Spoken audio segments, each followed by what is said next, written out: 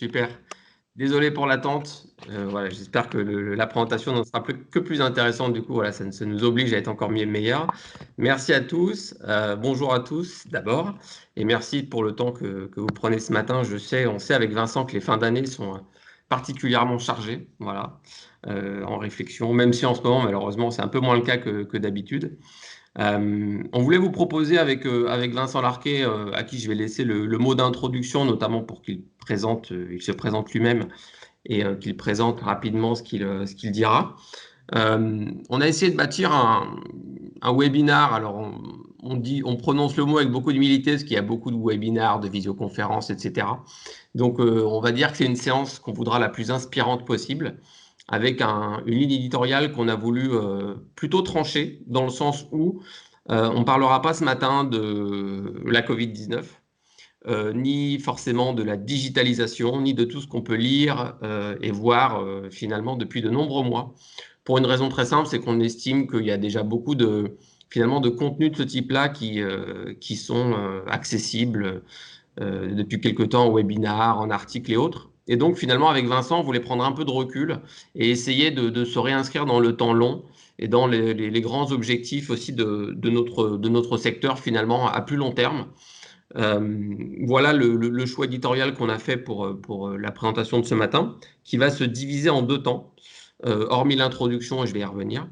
Et la première partie, je vais te laisser, Vincent, déjà te présenter en 1 minute, et puis teaser ce que tu vas nous dire pendant 25-30 minutes ensuite. Oui, merci Anthony. Bonjour à tous, donc, je suis Vincent Larquet, je suis directeur de la stratégie chez Unimev. J'y travaille depuis 10 ans maintenant et depuis 4 ans, Unimev a décidé d'investir dans la recherche académique à travers un professorship avec l'école ESCP Europe, Viparis et 4 autres partenaires. Et on a la chance d'avoir les premiers résultats de cette recherche académique qu'on va vous présenter ici. Merci Vincent. Et ensuite, donc entre la partie 1 et la partie 2, on aura bien sûr un sas de questions-réponses que vous pourrez bien sûr déjà poser au fur et à mesure de la présentation dans le chat. Voilà, je vous invite à inaugurer cette fonction. Quant à ma partie, l'idée, ce sera d'essayer de poser, je vais dire, notre observation sur différents enjeux sociétaux qui sont les lames de fond, en fait, de la vie de tout à chacun. On a fait là aussi, on a fait un choix. On peut toujours présenter les choses de différentes manières. On a fait le choix de prendre, en tout cas d'analyser, d'observer 4 défis qui nous paraissent fondamentaux, puisque notre secteur événementiel évolue dans ces défis-là et que, d'une certaine manière, se réinscrire dans ces grands mouvements de société, c'est travailler sa pérennité à long terme. Donc voilà les deux parties qu'on vous propose ce matin. On va précéder ces deux parties d'une petite introduction qui en fait est voué à éclairer le titre de la séquence d'aujourd'hui, et notamment les 3 mots que sont les mots de science, d'enseignement et de think tank, puisque c'est de ces 3 marqueurs-là que découle le contenu qu'on va vous présenter aujourd'hui. Et donc, dans une toute petite intro qui va durer 2 minutes pour moi et 2 minutes idem pour Vincent, on va vous réexpliquer finalement d'où on parle, comme on dit, et d'où provient ce contenu-là. Donc, l'un des dispositifs qui est producteur de ce contenu, c'est l'Innovatoire, que vous connaissez avec plus ou moins de proximité, je pense. En tout cas, vous le connaissez tous, cet outil, puisque vous êtes là aujourd'hui.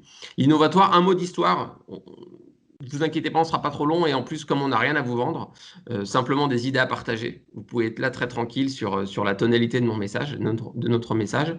Innovatoire, c'est une plateforme qui a maintenant 2 ans et demi, un site internet, un laboratoire d'idées qui vise plusieurs choses. La première chose, c'est d'essayer de comprendre ces signaux faibles, comme on dit en marketing, qui vont là aussi faire poindre à l'horizon les grands mouvements.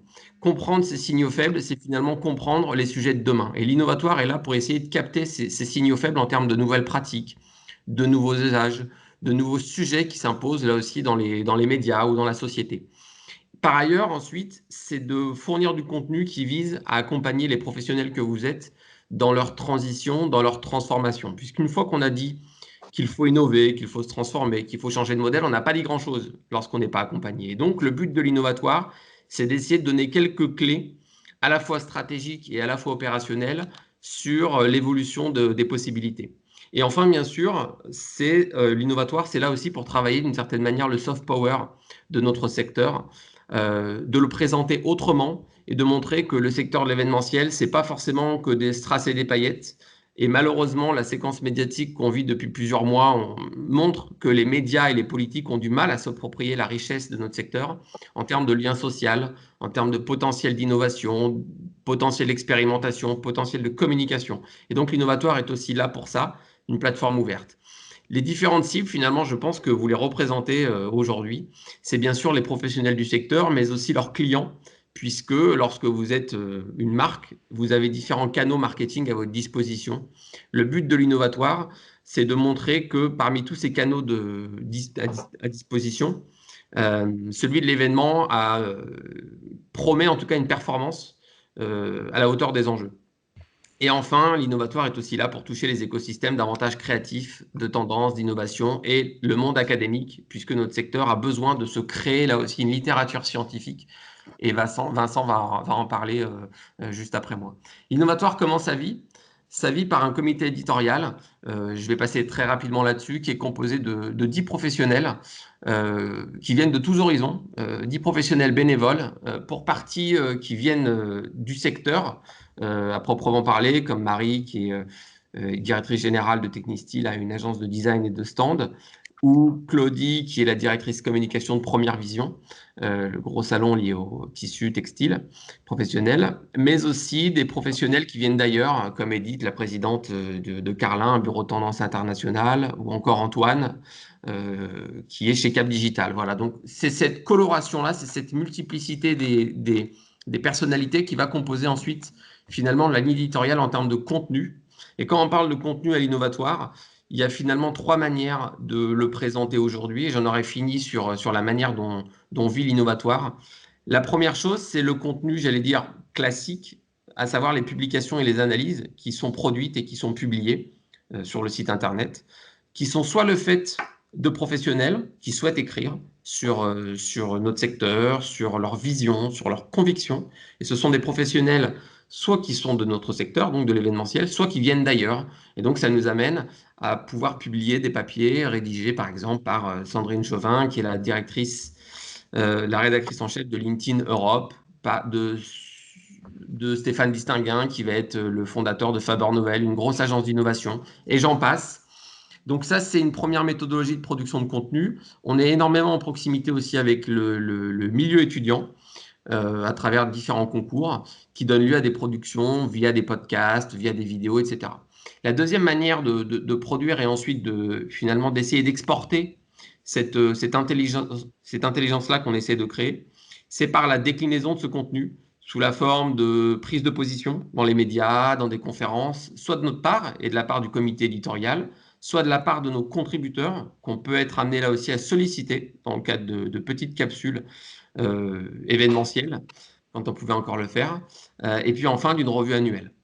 Et enfin, la dernière vocation de l'innovatoire, c'est également de diffuser du contenu, non pas du contenu qu'on aurait créé nous, mais du contenu créé par d'autres, par le secteur, par des professionnels, par des étudiants, par des entreprises. Et c'est pour ça qu'on a inauguré récemment une rubrique qui s'appelle la rubrique Les ressources inspirantes, où on publie en fait des études, des baromètres, des observations et des tendances qui sont le fait d'autres professionnels. On leur demande toujours bien sûr la parole, enfin comment dire, pas la parole, mais plutôt l'autorisation pour publier leur contenu sur l'innovatoire, avec l'idée que cette plateforme qui est non commerciale puisse servir d'outil de savoir, j'allais dire, quotidien pour les professionnels que vous êtes, pour les médias, pour les politiques. Telle est notre ambition. Et avant donc de pouvoir rentrer dans le contenu, dans le vif du sujet de ce qu'on va vous dire, ce dispositif-là, l'innovatoire, et on en aura fini, serait inscrit dans une stratégie plus globale de dispositifs développés par Unimev. Et là, je laisse la parole à Vincent. Oui, merci Anthony. En effet, vous voyez l'innovatoire apparaître dans un programme de transition et finalement, depuis 10 ans, Unimev a essayé de construire différentes briques, des briques qui sont autant de dispositifs qui s'inscrivent dans différentes volontés de transition de notre écosystème événementiel vers de nouveaux modèles. Et en fait, finalement, on a pu regrouper ces différentes briques dans différents champs de transition, qu'ils soient stratégiques ou marketing, une transition plus scientifique, une transition plus technologique, numérique ou écologique et responsable. Et finalement, à travers l'ensemble de ces dispositifs, on a voulu les construire avec des parties prenantes. On est vraiment en mode co-construction avec un certain nombre de parties prenantes, comme les élus, le gouvernement, le territoire, comme avec Cléo, l'engagement pour la croissance verte ou l'Event Data Book. Tout cela se font avec des parties prenantes politiques et des élus, comme la région Île-de-France avec le CRT, 5 ministères pour le CV, avec le ministère de l'économie et des Affaires étrangères, avec les grandes études reprises dans l'Event Data Book. Ensuite, on a un deuxième cercle, c'est l'enseignement supérieur. Là, je prendrai l'exemple des challenges étudiants. On mobilise des écoles partenaires comme l'ICD, l'EM Normandie, l'école Sciences Po et l'ENSAMA. L'Innovatoire le fait aussi avec ces écoles-là ou d'autres écoles. Finalement, on s'appuie sur elles. Avec un troisième champ qui est le champ de la recherche.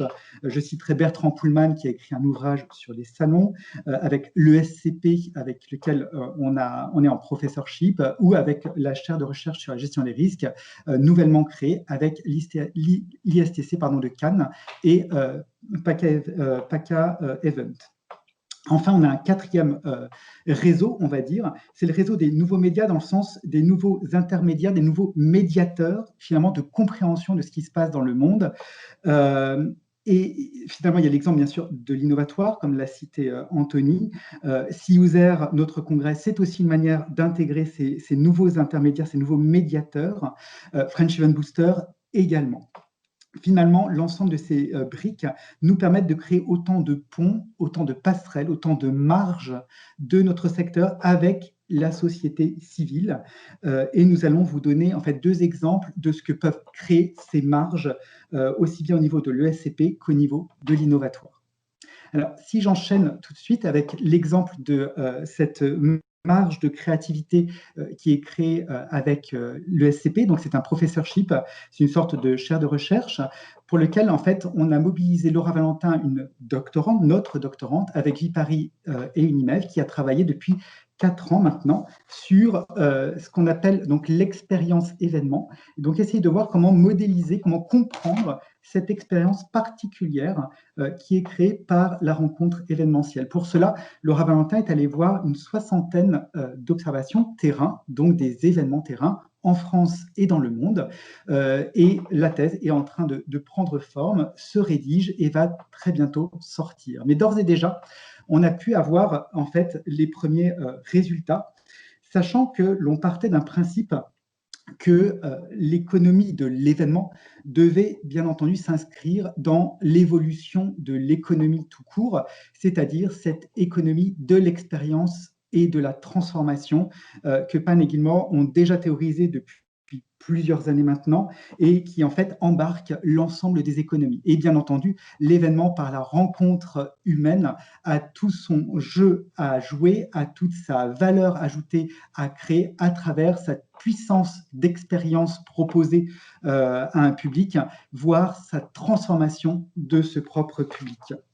Alors, pour le coup, cette recherche, eh bien, on a dû d'abord dépasser finalement les seules notions de parcours client, par exemple, les notions aussi d'exceptionnel ou les notions de l'immersif. Tout cela est déjà aussi très traité. On sait qu'il faut s'y intéresser, c'est indispensable. Sauf que derrière, finalement, si on ne se tient qu'à cela, on risque de perdre une puissance théorique qui va nous permettre de nous réinventer et surtout de prouver à nos clients extérieurs qu'on est autre chose aussi que cela. On va au-delà de cela.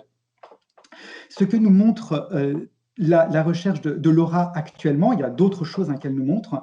Elle nous montre 4 choses. Elle nous montre une première chose, c'est que l'événement est un rituel dans toute sa puissance et que ce rituel de la rencontre événementielle va avoir 2 effets. Un premier effet, c'est qu'elle va permettre à des écosystèmes, que ce soit une entreprise, un territoire, une filière, une société savante, de transiter, de faire des transitions de son propre système.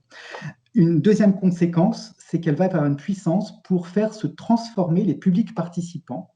Donc, c'est ce qu'on appelle la transformation de soi, donc plutôt individuelle cette fois. Et l'ensemble de ces 3 champs de rituels, de transition et de transformation vont poser une question, c'est la question de l'éthique, d'une nouvelle éthique événementielle. On va y venir.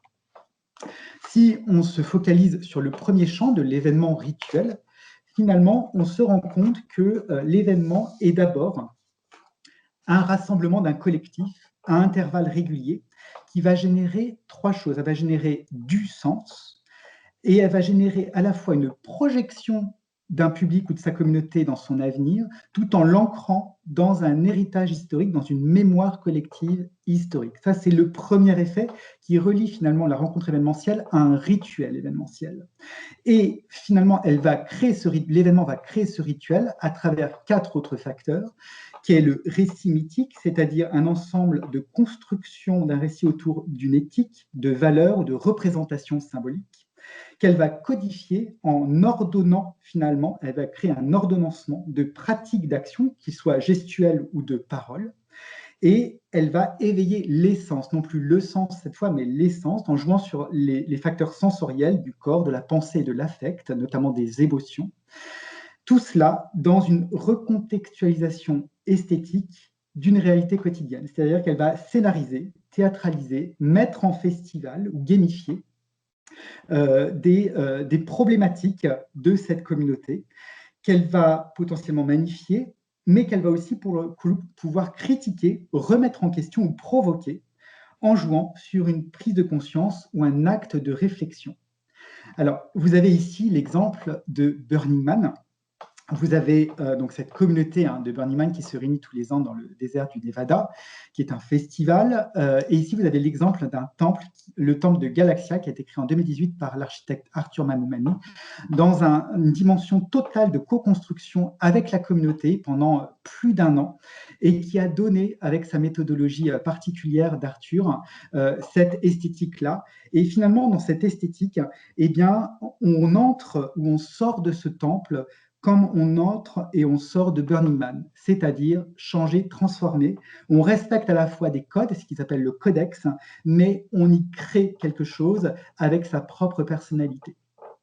Alors, ce que va générer pour le coup des événements comme Burning Man, c'est un très fort sentiment d'appartenance, une régulation des charges émotives, une potentielle résolution de conflits, une reconnaissance des membres, et puis une sorte de réassurance collective, notamment dans un monde en total bouleversement et en totale instabilité. Sauf que derrière, il va falloir faire très attention à plusieurs facteurs, notamment à ne pas systématiquement reproduire les mêmes formats de rencontres événementielles. Un rite a à la fois des ressemblances d'une année sur l'autre, mais doit avoir aussi des discontinuités, notamment pour permettre de nouveaux contextes qui permettent de projeter à la fois la communauté dans de nouveaux avenirs, en fait. Une autre dérive, c'est la spectacularisation. C'est-à-dire qu'il ne faut pas non plus rentrer dans une surenchère de spectaculaire qui risque en fait d'accentuer les effets de blasement, qui risque aussi de diluer les messages vraiment profonds que l'on essaie de faire passer à une communauté, ou qui risque aussi même de créer des soupçons, le trop spectaculaire risquant de se dire trop de communication va tuer la communication sur l'essentiel et on va se méfier. En fait, c'est le sentiment de méfiance. Enfin, une autre dérive, ce serait la saturation de l'ordre, c'est-à-dire qu'il faut, pardon, j'espère que vous voyez encore la présentation. Voilà. Non, Vincent, on ne voit plus, c'est ça? On te voit toi, on voit un autre écran. D'accord. Alors, je vais essayer de repartager si ça remarche. Voilà. Est-ce que vous me revoyez? Et on est reparti sur Burning Man. Super. Voilà, super. Une saturation de l'ordre, donc qui risque de limiter la convivialité, la spontanéité ou le hasard de la rencontre. Et enfin, le gros sujet, c'est le communautarisme, c'est-à-dire le risque de renfermer la communauté sur elle-même, d'institutionnaliser des rapports de force, des rapports de pouvoir, des hiérarchies qui va empêcher la communauté de se mouvoir. Et c'est là le deuxième gros sujet de la puissance rituelle, ça va être de permettre de créer et de faire permettre aux écosystèmes de se transiter. Donc, c'est les dispositifs de transition d'un écosystème. Alors, cette transition d'écosystème, en fait, va mixer deux types de facteurs. Des facteurs dits normatifs, donc, dont on a déjà parlé, l'histoire, la vision, les valeurs, les comportements à avoir dans un événement, et puis la légitimité et le charisme d'une institution qui va organiser cette rencontre. Et il va falloir mixer ces facteurs normatifs avec des facteurs dits liminoïdes, c'est-à-dire des facteurs qui vont permettre de créer des biais, des marges et des provocations ou des réflexions de cette communauté. En fait, il va falloir créer des dispositifs qui permettent à chaque participant d'être traité de manière homogène, de créer cette ambiance joyeuse dans laquelle on va la faire se rencontrer, de faire en sorte qu'elle recherche un certain bien commun, et enfin que par les ruptures de l'espace et du temps qui est permis par l'événement, eh bien, elles sont en capacité de créer des ruptures dans les relations quotidiennes en dehors de l'événement, qui sont créées naturellement en dehors de l'événement, et surtout de créer cette puissance de renversement de hiérarchie qui ont lieu au quotidien par l'inclusion de certaines marginalités et de biais à cette communauté. Ici, vous avez l'exemple notamment de Première Vision dont a parlé Anthony. Vous voyez dans cette architecture à gauche très homogène créée par Villemotte, vous avez une sorte d'aplatissement des hiérarchies où finalement les exposants sont traités tous à la même enseigne. Il n'y a pas de jeu du fait de montrer sa puissance par une exposition différenciée, différenciante de l'autre. En fait, finalement, l'organisateur décide d'aplanir et de mettre tout le monde à la même enseigne. Derrière, à travers un codex, c'est-à-dire un ensemble de codes auxquels finalement toute la communauté doit être embarquée. Et puis, il y a les espaces de Zoom qui sont en fait les espaces d'inspiration créés par Première Vision. Et bien derrière, en contrebalancement de cette homogénéisation de traitement, eh bien, il y a tout un espace de créativité, de confiance et d'inspiration qui est créé. Autre exemple à droite, la COP21, qui, en fait, au-delà de finalement des négociations purement institutionnelles des accords de Paris en 2015, a accordé et a voulu laisser la place à une sorte de prise de parole et d'exposition de la société civile à travers tout un ensemble d'espaces de créativité et d'innovation, et ici, à travers le Grand Palais, un ensemble finalement de prise de parole, de prise de conscience et d'exposition des solutions de demain qui pouvaient s'appliquer finalement aux accords de Paris. Donc finalement, c'est aussi la mise en condition permise de cette malléabilité d'une communauté que l'on veut animer par la création de marges et de biais. Alors, cette création de marges et de biais va avoir différents effets, va permettre une transcendance des intérêts particuliers et un déblocage des conflits. C'est-à-dire qu'on va inciter une communauté à dépasser ces conflits et aller sur des sujets au-delà de ses intérêts particuliers. Ça va permettre aussi une autre chose, c'est la confiance et la créativité. C'est permettre à l'individu et aux participants de sortir de ce cocon pour expérimenter un dépaysement, de nouvelles rencontres et surmonter des épreuves. Enfin, ça va permettre le grand phénomène de la sérendipité, c'est-à-dire la mise en disposition des esprits pour qu'ils soient inspirés et qu'ils fassent des rencontres inopinées. Ça, c'est le grand sujet aussi de Burning Man, c'est laisser la place à l'inattendu. Leave the space for the unexpected, comme disait Marianne Goodell. Alors, finalement, il va y avoir un dépassement du rôle de l'événement dans son rôle de vitrine. En fait, on va dépasser cela pour que l'événement devienne en fait un laboratoire d'expérimentation et de transformation sociétale de cet écosystème. Et là, on en vient à la troisième partie, c'est-à-dire au-delà de la transformation d'un écosystème, c'est même la transformation d'un individu qui va s'opérer à travers l'événement. Alors, dans cette transformation de l'individu, à nouveau, vont se jouer plusieurs facteurs. Et finalement, ce que montre la recherche de Laura, c'est que cette transformation de l'individu va jouer d'abord par le collectif. C'est parce qu'il y a un collectif, et c'est dans ce collectif que toute la puissance de transformation individuelle va se jouer. Deuxième gros facteur, c'est qu'il va falloir transformer les événements. Jusqu'à présent, la plupart des événements jouent cette transformation de l'être par l'avoir, c'est-à-dire le fait d'être dans une manière de faire se contrôler, de faire que l'individu contrôle, domine par l'achat, la création, la connaissance de ce qu'il a, de ce qu'il obtient à travers un événement. C'est ce qu'on appelle l'événement consumériste.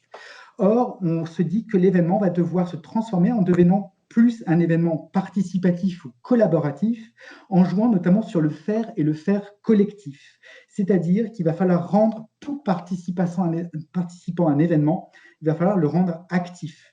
préparer en amont cette activation du participant, ouvrir les frontières entre scène et spectateur, co-créer cette performance dans le sens de action du participant. Encore mieux, si on veut jouer sur l'engagement du participant et sa puissance transformationnelle, il va falloir même jouer sur l'être, c'est-à-dire créer des événements universalistes qui, au-delà d'une réalisation de soi, vont tendre vers la transcendance de soi, notamment par la recherche d'un bien commun. Enfin, troisième facteur, c'est le rôle du médiateur, qui va avoir un rôle fondamental dans cette prise de conscience.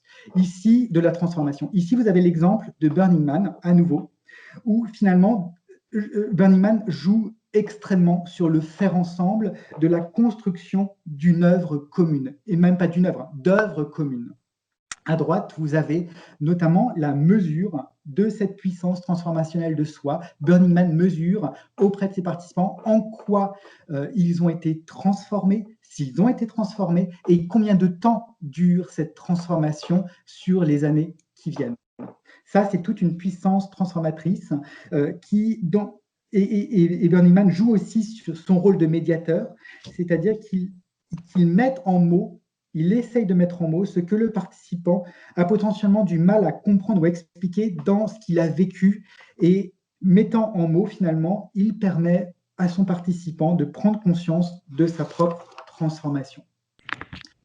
Face aux grands changements qui s'exercent actuellement, et puis depuis maintenant plusieurs décennies sur notre monde, la grande instabilité générée par les changements climatiques et l'effondrement de la biodiversité, qui vont s'appliquer finalement à tous les secteurs et tous les écosystèmes, face à l'humain hybridé, qui finalement, dans nos propres comportements, ne dissocie plus physique ou digital, donc ne peut plus comprendre qu'un secteur se pose la question de sa dimension physique ou digitale parce qu'il est en attente d'une expérience totale de soi par tout moyen.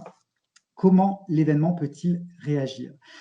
Ce que nous dit Laura en dernière partie ici, c'est qu'il va falloir que l'événement réinvente son éthique. C'est ce qu'on appelle une nouvelle éthique événementielle. À travers cela, en fait, elle propose à l'événement de recréer une magie sociale. Cette magie sociale peut passer par un dépassement de ce qu'elle appelle le paradigme social dominant, c'est-à-dire les effets de domination dans les écosystèmes.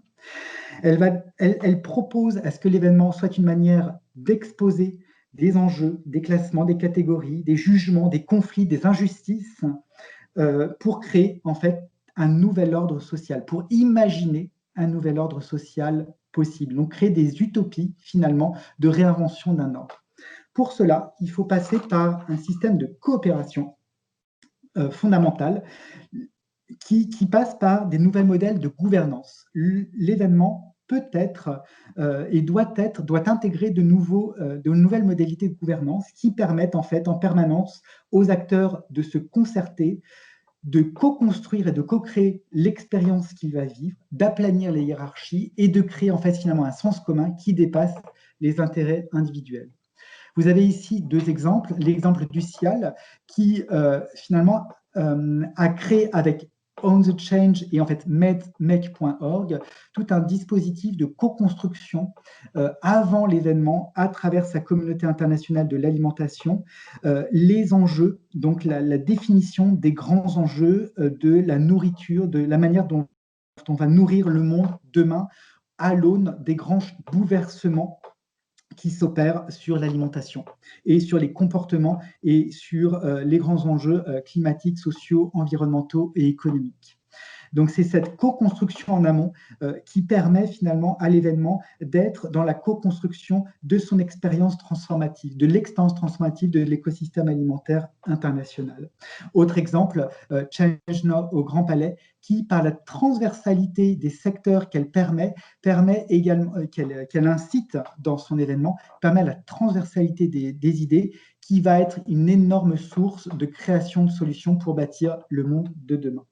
Finalement, cela passe, cette création de la coopération, par la continuité relationnelle, c'est-à-dire un ensemble de dispositifs, notamment permis par les outils digitaux, d'une construction totale expérientielle en amont de l'événement, qui va permettre, donc, à travers les outils digitaux finalement d'animation de communautés permanentes, d'abolir des obstacles géographiques, géopolitiques, économiques, sanitaires ou linguistiques, qui va permettre de libérer l'individu de certains facteurs de blocage physique ou psychologique ou culturel, et qui va permettre à travers l'ensemble de ces outils digitaux de parler, de converser en permanence et de traiter toute cette intelligence en permanence. On va ouvrir les communautés, on va se permettre à travers cette co-construction permanente d'élargir le public à des publics que nous ne connaissons pas, qui étaient potentiellement connexes et qui vont venir inspirer ou construire les solutions de demain. Elles vont permettre aussi cette continuité relationnelle d'accompagner l'avant et l'après, c'est-à-dire la préparation du vivre ensemble ce temps extraordinaire qu'est l'événement, et puis de traiter l'après, c'est-à-dire le soutien à la réalisation de cette transformation dans le temps redevenu ordinaire. Et il va falloir finalement créer ce qu'on appelle une expérience esthétique, c'est-à-dire au-delà de la beauté formelle de la construction d'un événement, l'événement demain doit être esthétique, c'est-à-dire qu'il doit en plus intégrer un sens vers lequel on veut embarquer une population ou un monde de demain. Et puis, on va intégrer la science événementielle, cette nouvelle science événementielle, qui va permettre finalement de rationaliser, d'expliquer et de mettre en science les facteurs qui créent cette puissance de transformation. Voilà à peu près ce que commence à nous dire Laura. Merci beaucoup, Vincent, pour la performance, parce que c'est vraiment pas simple de présenter les travaux d'une thèse qui fait des centaines de pages et de pouvoir les résumer avec des concepts qu'on n'a pas forcément l'habitude de discuter et d'entendre au quotidien, notamment dans notre secteur. Je ne sais pas si on peut se donner en 10-15 minutes de questions-réponses pour les personnes qui souhaiteraient revenir soit sur des points qu'a évoqué Vincent, soit sur des points concernant la thèse en elle-même, avant de passer à la deuxième partie. Je vous laisse le temps de réfléchir à quelques questions. Moi, j'en ai une déjà. Vincent, à certains moments, tu as évoqué plusieurs marqueurs assez forts, comme le hasard de la rencontre, comme la sérendipité, comme la création de marge. C'est très fort d'imaginer ce concept-là de création de marge et qu'est-ce que ça veut dire et comment on crée un interstice.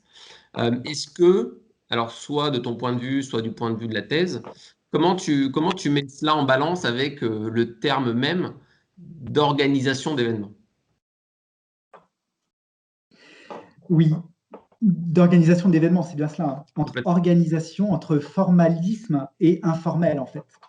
En fait, ce que potentiellement on est en train de voir, alors là, je me détache de la thèse de Laura, je n'explique pas Laura. Laura aura toute liberté, quand elle aura fini sa thèse, de prendre la parole et on va la lui donner. C'est que finalement, c'est un peu ce que dit Marianne. C'est-à-dire que Marianne Goodell, pour Burning Man, elle dit qu'en fait, son rôle, ça va être de créer, en fait, de permettre, en fait, à travers un code, ce qu'elle appelle le codex, la rencontre organisée, mais à travers cette organisation, elle va créer les modalités de désorganisation, en fait. Donc, c'est bien sûr cette contradiction, et l'organisateur a horreur de ça. L'organisateur veut tout maîtriser, ne serait-ce que parce qu'il y a des contraintes organisationnelles extrêmement fortes, de sécurisation extrêmement fortes, sur lesquelles d'ailleurs on a de plus en plus de pression. Sauf que derrière, eh bien, il y a naturellement, dans la rencontre humaine, il y a naturellement en fait de l'informel.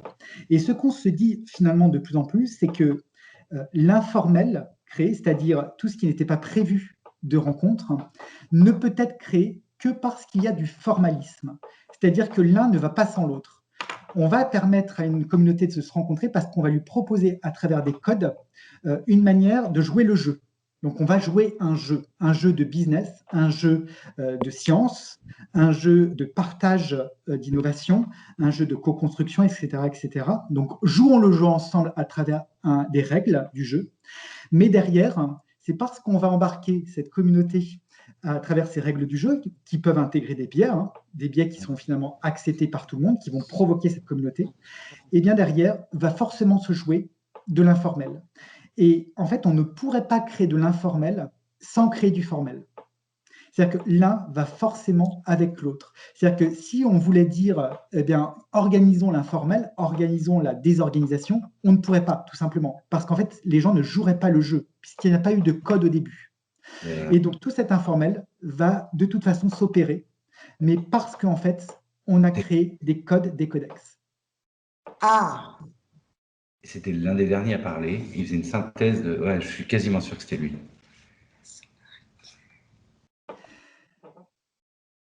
Alors, je ne sais pas si j'ai répondu à la question.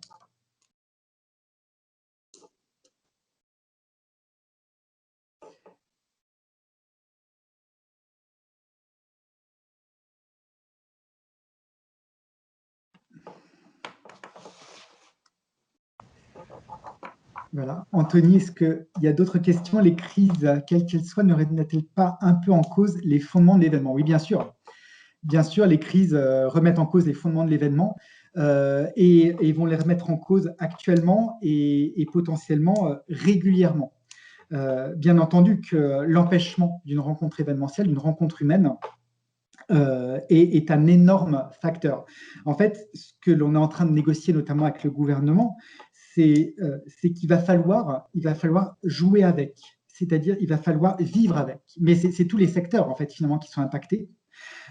Tous les secteurs qui impliquent une rencontre. Et comme tous les secteurs vont sur cette économie de l'expérience, eh ben, tous ces secteurs investissent finalement l'expérientiel aussi physique et baissent les frontières, annulent les frontières entre le physique et le digital. Tout va aller ensemble, en fait. Donc finalement, tout le monde va être impacté. Ce qu'il va falloir jouer demain, après-demain, c'est qu'il va falloir créer les conditions qui permettent en fait continuellement de jouer avec les crises et les grandes crises qui vont arriver. Et il va falloir mettre en place les modalités qui permettent de vivre avec. Ça, c'est un énorme sujet. Merci Vincent. Moi, j'ai ma dernière question. C'est alors attends, je vais plutôt prendre les questions dans le chat, comme il y en a. Ou alors tu peux les voir, ça m'évitera de mal les lire. Alors, il faudrait manipuler le formalisme pour créer les conditions de l'informel, passionnant dans la perspective d'un changement de paradigme, notamment le lambda s'y retrouve. Oui, bah, tout à fait. En fait, il faut jouer sur les deux plans. Et finalement, alors peut-être qu'il y a une recherche à créer là-dessus, pour le coup, c'est comment créer les conditions de l'informel. Ça, c'est un énorme sujet. Comment créer les conditions de l'informel et donc de la sérendipité. Et derrière, alors il y aura un autre sujet encore plus intéressant, c'est comment est-ce qu'on peut prouver que les innovations se créent par cette dualité formelle-informelle. Vous avez le CS de Las Vegas qui montre tous les ans, depuis 30 ans, je crois, 30 ans ou 40 ans maintenant, tous les 2 ans à peu près, les grandes nouveautés de l'électronique grand public qui ont marqué finalement le monde et qui ont marqué toute notre propre vie au quotidien finalement. Mais ce qui serait intéressant, c'est que le CS de Las Vegas montre comment la transversalité qu'il crée entre contenant, contenu, usage et personnalisation de l'usage, ce décloisonnement finalement multisectoriel, universel, eh bien, a créé les innovations. Est-ce que lui est déclencheur d'innovation? Et peut-être qu'il y a toute une recherche à faire là-dessus. Et une autre question d'Anne-Sophie, comment donner du sens à un événement sans donner l'impression de survendre? C'est vrai qu'on parle souvent de greenwashing, mais finalement, ce greenwashing va s'étendre au nouveau sujet que tu évoquais, notamment celui du sens. Comment toi, tu vois les choses? En fait, à observer certains événements, on se dit que c'est tout le système de vente et de commercial qui est en train de se bouleverser. Et donc, la vente brutale presque, de messages purement commerciaux, potentiellement n'est plus le modèle qu'il faudrait suivre. Ce qu'on se dit, notamment avec les expérimentations de pur digital événementiel, c'est de se dire qu'après-demain, il va falloir accompagner nos entreprises et les vendeurs sur de nouvelles modalités de vente, notamment par les contenus. C'est-à-dire qu'il va falloir finalement accompagner, former les exposants, former des scientifiques, former des innovateurs sur une nouvelle manière de vendre, c'est-à-dire par la co-construction des produits et des solutions de demain. Et là, l'événement a un rôle immense à jouer, notamment s'il va sur le champ de l'expérimentation permanente des solutions de demain. Plus personne n'aura la solution unique notamment vis-à-vis de l'ensemble des enjeux du monde actuel. Et ce qu'on croit, c'est que les solutions vont être co-construites en mode intelligence collective et vont devoir être expérimentées en permanence pour pouvoir être améliorées en permanence. Et c'est là que l'événement a un rôle majeur sociétal à jouer, c'est-à-dire de ne plus vendre de solutions, mais de systématiquement la co-construire avec son écosystème élargi, c'est-à-dire avec l'usager final de cette solution. Et là, on dépasse largement la vente, on est sur une co-construction permanente et là, en gros, la permission des grands partenariats, puisque moi, je pense que l'après-Covid va être l'ère des grands partenariats. Et pour te compléter, Vincent, je dirais que le sens de l'événement, il peut être gradué de différentes manières. Il y a évidemment le sens par le contenu même qu'il va développer. Et j'allais dire son ouverture, ça c'est un sujet majeur à mon avis, son ouverture et inclusion versus son militantisme d'une certaine manière et son parti pris. Et les événements se sont depuis bien longtemps vécus comme des plateformes, d'une certaine manière en marque blanche, n'ayant pas à avoir d'avis particulier et valorisant des entreprises avec des pratiques quelles qu'elles soient. On voit bien que les publics demandent de plus en plus des prises de position médiatiques, donc politiques. Et donc déjà par le contenu, les événements vont avoir à donner ce sens-là, mais au-delà du contenu qu'ils ont à proposer, un événement peut aussi donner du sens et de l'authenticité, comme vous le disiez, par ses prises de position publiques, hors cadre événementiel. C'est-à-dire que on évoquera cet exemple tout à l'heure, mais Vincent parlait du SIAL, du Salon de l'Alimentation. D'une certaine manière, le SIAL, en se dépassant lui-même, en dépassant sa propre forme événementielle, décide de prendre position, de prendre la parole dans l'espace public, dans la vie de la cité, en essayant de voir comment lui-même peut exprimer sa vision de ce que doit être l'alimentation demain. Et donc le sens des événements va dépasser en fait leur propre existence même événementielle. Et enfin, je dirais que je ne sais pas si c'est la dernière, mais en tout cas c'est le dernier marqueur que je citerai, c'est par la propre raison d'être des événements. De plus en plus d'événements se fondent au regard d'une raison d'être qu'ils estiment éthique, qu'ils estiment vertueuse. Donc on peut penser à Change Now, on peut penser j'allais dire à Solidaise, historiquement, qui se fonde là aussi pour la lutte contre le sida. Et donc, de plus en plus, on peut penser à la mer XXL à Nantes, c'est un exemple qu'on prendra tout à l'heure, sur la préservation du monde marin. Il y a un sujet sur la propre raison d'être des événements. Et ça pose la question de savoir comment un événement qui existe déjà ne peut pas simplement se colorer, se verdir, comme on dit souvent, mais se refonder sur de nouvelles bases. Et ça, c'est une autre manière aussi d'apporter sens dans sa propre existence, d'une certaine manière. Je voulais rebondir, merci Anthony, je voulais rebondir sur une question de Stéphanie qui parle de quelle place laisse-t-on aux exposants, annonceurs versus organisateurs dans ce nouvel écosystème. Alors, il y a énormément de choses à réinventer complètement sur ces places, justement. Par contre, je voudrais réagir sur les termes exposants, annonceurs et organisateurs.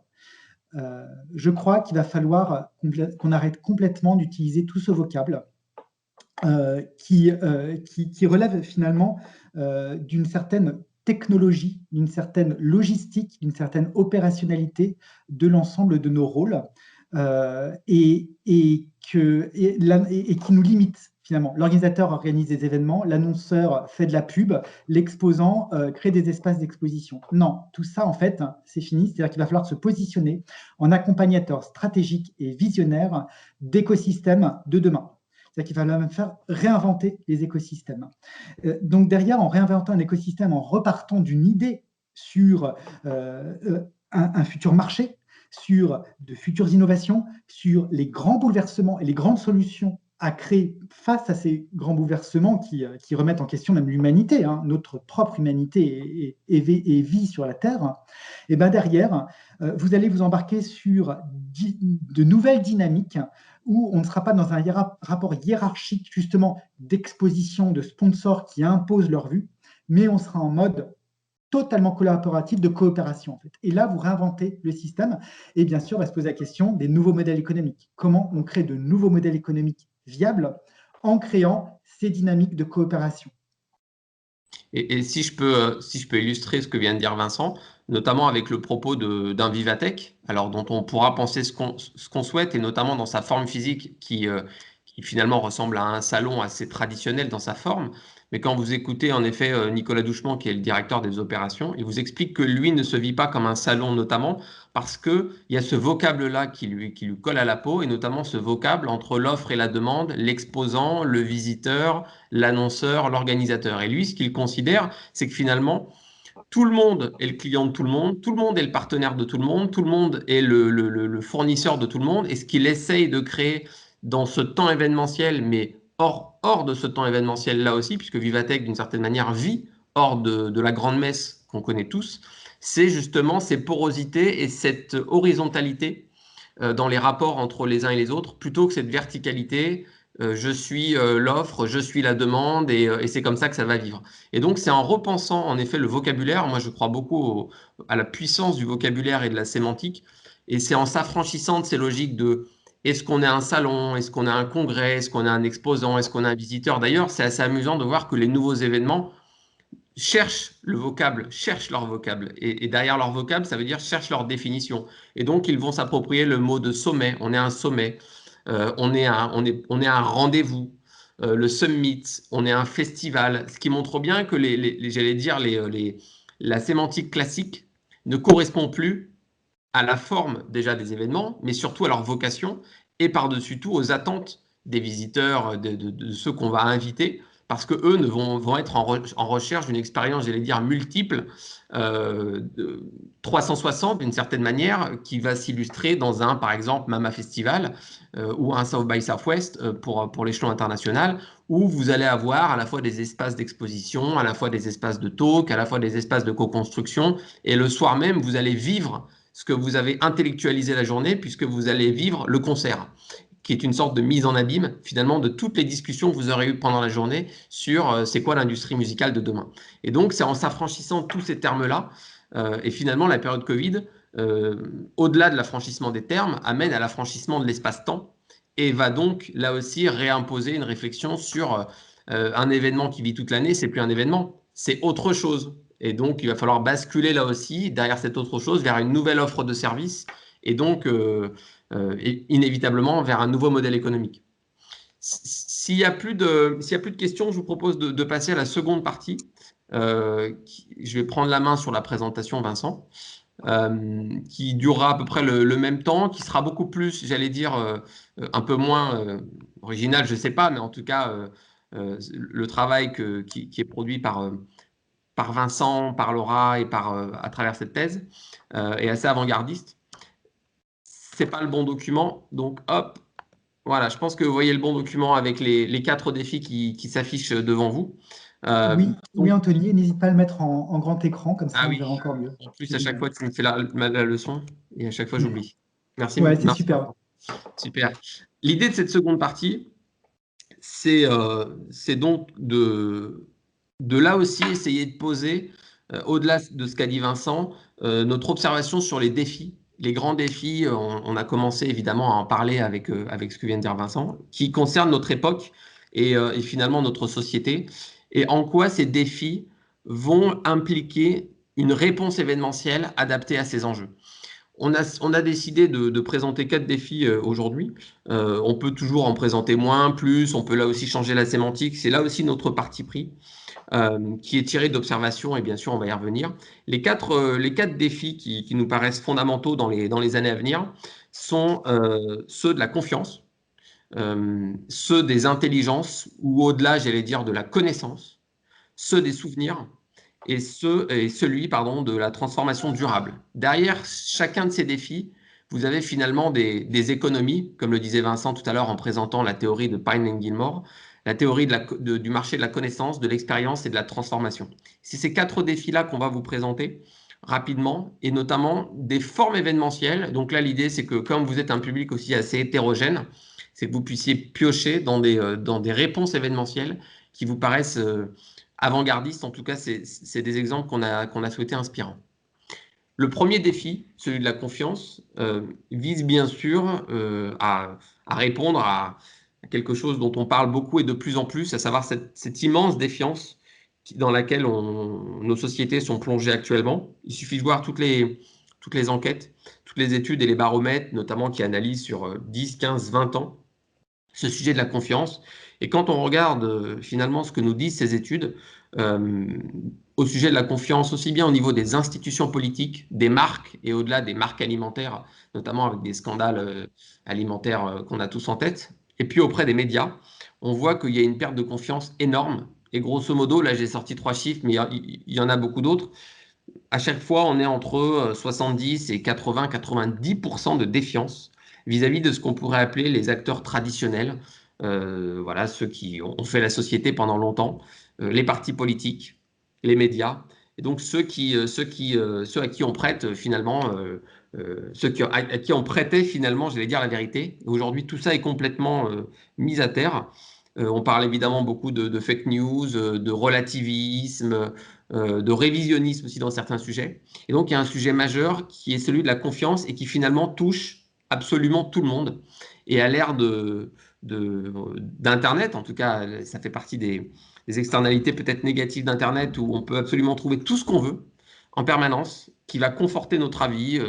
Si on cherche un avis critique ou un avis qui dit que la vérité officielle n'est pas vraie, on peut le trouver. Et donc, il y a un enjeu majeur de la confiance et on a la conviction que les événements peuvent être des réponses, en tout cas des outils pour retrouver cette confiance. Cette confiance, quand on regarde dans les études, elle passe par différents marqueurs, différentes particularités. Le premier marqueur, qui finalement, et c'est peut-être rassurant, le marqueur historique, c'est l'expertise. On pourrait dire la qualité du produit dans une logique marchande. On a voulu illustrer cette sémantique de l'expertise par un premier exemple, l'exemple de Space Organisation. Space Organisation, c'est un organisateur de salons, j'allais dire, orienté autour du bien-être, du bio, de l'alimentation saine, etc., qui doit organiser une quinzaine, vingtaine de salons plutôt grand public, mais certains aussi professionnels, partout en France depuis de nombreuses années. La particularité de Space Organisation, c'est d'avoir été l'une des premières institutions, entreprises, à développer une marketplace. Déjà parce qu'ils croyaient fortement au concept, et ensuite, bien sûr, parce qu'ils avaient une réelle légitimité, notamment sur le produit à valoriser auprès de leurs partenaires, des entreprises, des distributeurs, des fournisseurs et au-delà des consommateurs. Et donc, sur cette expertise, sur la base de cette expertise-là, ils ont développé cette marketplace que je vous invite à aller voir sur leur site internet tout simplement. Et cette expertise va passer par tout un tas j'allais dire, de spécificités propres à ce service-là. Tout d'abord, le fait d'avoir inauguré il y a quelque temps, là aussi, un blog de bonnes pratiques sur ces sujets-là, avec des articles non commerciaux pour expliquer comment être soi-même dans cette logique de meilleure alimentation, surveiller sa consommation de produits, acheter les bons produits, etc. Ça va être de passer par la mise en avant, et non pas le fait de les cacher, comme c'est parfois le cas, des avis clients, et surtout de faire certifier ces avis clients par une société voilà, qui est spécialisée en tout cas dans la certification d'avis clients, et de les montrer, de les mettre en avant pour là aussi prouver, j'allais dire en quelque sorte, que les consommateurs recommandent. Donc, ils donnent là aussi de la visibilité à leurs avis. Et puis enfin, évidemment, et au-delà, cette expertise-là, elle va s'incarner dans les produits que vous allez retrouver sur cette marketplace. Et au-delà du produit, c'est par la méthodologie mise en place pour sélectionner ce produit qui va être à acheter, avec le comité de sélection qui est mis en place par Space et sur sa marketplace qui s'appelle Sevelia, je n'ai même pas dit le nom, Sevelia. L'ensemble des labels que Space et Sevelia vont reconnaître sur lesquels ils vont s'appuyer pour mettre en avant l'ensemble des produits sur leur site internet. Ils vont expliquer voilà, toute cette chaîne de valeur, quelles entreprises ils acceptent et quelles entreprises ils n'acceptent pas. Et donc, c'est à travers ce maintien d'une haute qualité de service que Space Organisation va incarner la confiance vis-à-vis de son marché. Le deuxième sujet, le deuxième marqueur qui permet là aussi de rétablir cette confiance, tel qu'on le voit dans les études, c'est celui de la transparence. Cette transparence, elle peut s'incarner à différents niveaux, mais de plus en plus d'ailleurs pour tous les domaines. On attend fortement que l'événementiel, là aussi, s'empare encore plus de ce sujet-là. C'est la transparence vis-à-vis de son circuit de production. Et là, on a souhaité prendre l'exemple de Wheel of Green. Vous irez voir sur leur site internet. Ils ont vraiment un onglet dédié à finalement leurs actions positives et l'ensemble de leur chaîne de production, de circularité de l'usage de leurs produits, de comment ils se passent de bouteilles en plastique pendant leur événement, de la compensation carbone qu'ils mettent en place, de leurs propres objectifs aussi qu'ils se fixent. Et finalement, là aussi, sur leur site internet, ils valorisent à quel niveau ils ont rempli leurs objectifs. Et donc, il y a une grande transparence là aussi vis-à-vis de ce qu'ils font bien, ce qu'ils font moins bien et ce qu'ils aimeraient faire demain. Et donc, cette transparence-là participe fortement de l'attachement à la marque Wheel of Green pour les festivaliers et permet là aussi finalement d'intégrer les publics, de les intégrer dans leur propre schéma de production, on dirait voilà, en coulisses d'une certaine manière, pour leur montrer tout ce qu'ils font. Et enfin, le dernier sujet, en tout cas celui qu'on a choisi de retenir sur la confiance, c'est celui du capital relationnel. On aurait pu parler de la recommandation de la communauté, dont on sait dont on sait l'importance, dans le sens où les avis clients, on les consulte tous et les études montrent que parfois ils nous font acheter ou parfois ils nous font ne pas acheter un produit. De la même manière, dans l'événementiel, finalement, on est complètement dans ce cadre-là, puisque par essence même, la matière humaine, donc la matière relationnelle, est la première matière. Et donc ce capital relationnel, c'est finalement le pendant du capital matériel d'une entreprise. Toute entreprise a un capital matériel avec son patrimoine, avec ses immobilisations, etc., etc. Mais au-delà, les entreprises et a fortiori les événements ont un capital immatériel, un capital relationnel par l'ensemble des échanges qui vont être produits entre l'événement et sa communauté, mais aussi au sein même de sa communauté. Et tout ça, finalement, traduit d'un atout capitalistique très fort et sur lequel capitaliser. Et donc là, j'ai voulu prendre l'exemple de la communauté de la pop culture, notamment à travers l'événement que certains connaissent peut-être, qui se tient dans différentes parties du monde, mais à Paris, qui se tient à la Grande Halle de la Villette. Donc Comic-Con, qui est vraiment la conférence, même si c'est beaucoup de choses à la fois, de cette pop culture, où la communauté est complètement mise en scène, mise en avant. C'est elle qui finalement est le matériau aussi de communication pour l'organisateur. C'est elle qui va faire monter la pression d'une certaine manière sur les réseaux sociaux avant l'événement aussi, donc qui va prendre la main finalement sur toute la communication et sur tout ce que doit être l'événement. Et le pendant de ce capital relationnel physique pendant l'événement, c'est aussi son pendant digital toute l'année avec l'initiative Cosplay Central, qui est en fait le média, j'allais dire, animé par et pour cette communauté, dans le sens où l'organisateur, donc Real Exhibition, aurait très bien pu décider de créer un média pour cette communauté, mais opéré 100% par les équipes de Real Exhibition. Ils ont fait un choix différent.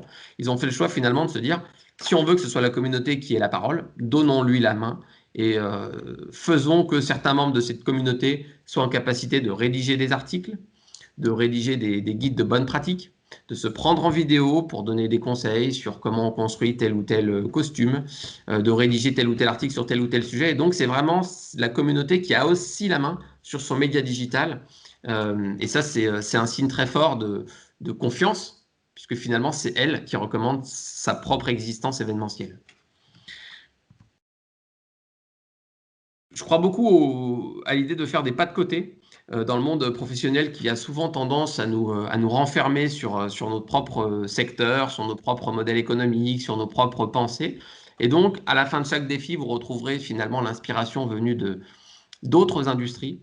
J'ai souhaité prendre 2 exemples. Le premier exemple, évidemment, qui incarne le sujet dont on est en train de parler, celui de la confiance. Premier exemple, c'est celui de Leroy Merlin. Leroy Merlin, c'est un très bon exemple d'une entreprise qui a su faire évoluer là aussi son concept, son approche organisationnelle au fur et à mesure des années. On connaît tous Leroy Merlin, on sait qu'on peut y acheter ce qu'on veut, notamment voilà, pour faire du bricolage, mais ils se sont rendus compte aussi que, ils se coupaient d'un grand marché, dans le sens où vous pouvez avoir envie de bricoler, mais si vous ne savez pas le faire, ben en fait, vous n'allez pas le faire, et donc vous allez tout simplement passer par un artisan, et donc d'une certaine manière, pour Leroy Merlin, c'est la perte j'allais dire, d'un consommateur potentiel. Mais au-delà, ils se sont rendus compte, bien sûr, que en bricolage, dans l'entretien de sa maison, etc., ce qui était très important, c'était finalement l'échange, la discussion, comment tu as fait chez toi, comment moi j'ai réussi ou raté telle ou telle rénovation de ma maison. Et donc, ils ont vraiment laissé la main. Vous irez voir là aussi le campus Leroy Merlin. Le campus Leroy Merlin, c'est l'idée de se dire qu'il faut en permanence aider la communauté dans ses travaux. Et donc, ça va passer par des ateliers qui sont soit des ateliers qui se passent en physique, chez des artisans partenaires, ils ont tissé des réseaux de partenariat avec des artisans, soit qui se déroulent à distance avec sorte de MOOC qui permettent là aussi de donner des bonnes pratiques. Et ensuite, il y a toute l'animation, je vais dire, d'un forum, d'espace de discussion où la communauté peut elle-même répondre à la communauté qui a des questions. Donc, c'est un très bon exemple, je trouve, d'une entreprise qui a su faire évoluer à la fois son modèle et aussi ses espaces physiques, puisque bien sûr, ça impliquait l'évolution des espaces physiques. Et le deuxième exemple que j'ai souhaité prendre sur ce sujet de la confiance, c'est celui de Jam. Jam, qui est une start-up, je ne sais plus si on peut l'appeler comme ça, vu son développement en plus, qui a été fondée en 2015 par Marjolaine Grondin. Aujourd'hui, c'est le média conversationnel des jeunes de moins de 25 ans. C'est une communauté de 600 000 jeunes qui interagissent très régulièrement, de manière quotidienne quasiment, avec ce chatbot, on pourrait dire de manière, si on parlait de manière technique, mais avec ce média-là. À la base, Jam s'est fondé sur la recommandation d'étudiants qui cherchaient des bons plans en appartement, en coloc, etc. en 2015. Et puis, en fait, ils se sont rendus compte que l'énorme attente de cette communauté-là qui avait besoin d'être accompagnée en permanence et puis qui avait aussi envie d'avoir des discussions particulières avec son propre langage, etc. Et d'être sollicité là aussi sur des sujets de société. Et donc, Jam, aujourd'hui, c'est ce média conversationnel-là qui observe, qui est en fait passé de média à observatoire de cette communauté grâce à l'ensemble de ce capital relationnel, à l'ensemble de ces données qu'ils peuvent observer sur cette communauté. Et cette maîtrise de la data leur permet aujourd'hui d'aller au-delà, là encore une fois, de leur service naturel en produisant des études. Ils ont très vite, ils ont été en capacité, en très peu de temps, d'avoir l'avis des jeunes de moins de 25 ans sur la manière de voir le télétravail. Cette base de données-là aussi leur permet d'organiser des événements, soit en coproduction, soit, j'allais dire, en production totale, pour là aussi mettre en avant leurs invités, moins de 25 ans. C'est vraiment ces jeunes-là aussi qui sont mis en avant. Donc voilà un bon exemple de comment aujourd'hui Jam est un acteur reconnu, légitime sur ce sujet de ces jeunes publics. Et donc, ça me paraît être un modèle aussi intéressant à observer, notamment en termes de nouveaux services en permanence développés sur la base de cette base de données. Le deuxième défi, c'est celui de l'obsolescence des compétences. Et donc, l'avers de la médaille, donc d'être un intermédiaire d'intelligence. Pour différentes raisons, j'allais dire. La phase A, c'est toutes les études, même si c'est devenu un peu tarte à la crème de dire qu'en 2030, 60% des métiers n'existent pas encore, etc. Ça, c'est des phrases dont parfois on se dit quelle est la réalité, etc. Il n'empêche que tout corrobore dans le sens vers cette observation-là, qui est de voir la très rapide obsolescence des compétences professionnelles.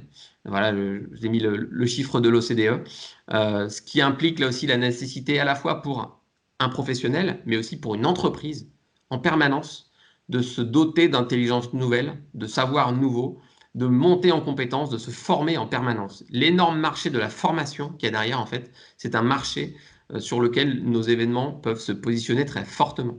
Et donc, j'allais dire, la phase B de tout ça, c'est aussi la volonté de tout à chacun de se former en permanence, de devenir acteur, donc consommateur, de devenir acteur de sa consommation, de pouvoir se former lui-même à distance, d'être dans une logique de do it yourself. Et donc, une fois qu'on rassemble ces deux signaux, on en arrive justement à cette bataille des intelligences, cet enjeu de connexion des intelligences, enjeu sur lequel l'événement a son rôle à jouer.